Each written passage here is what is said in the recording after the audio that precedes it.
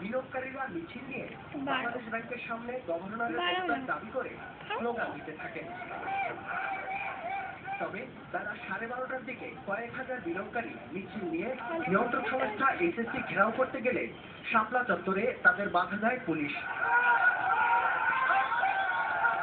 এ সময় ক্ষুব্ধ বিনিয়োগকারীরা এবি ব্যাংকের সামনে থেকে বক চত্বর পর্যন্ত রাস্তার উপরে পার্ক করে রাখা গাড়ি ভাঙচুর শুরু করলে পুলিশের সাথে তাদের সংঘর্ষ বেঁধে যায়।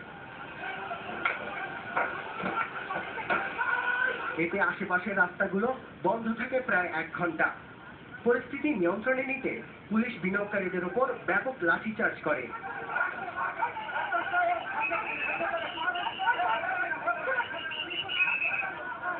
এ সময় অন্তত 10 জনকে আটক করে পুলিশ।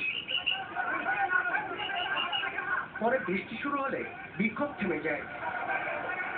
বাজারের এই অবস্থার পরিপ্রেক্ষিতে সরকারি বিনিয়োগ প্রতিষ্ঠান আইসিবি বাংলাদেশ ফান্ডের উদ্যোক্তা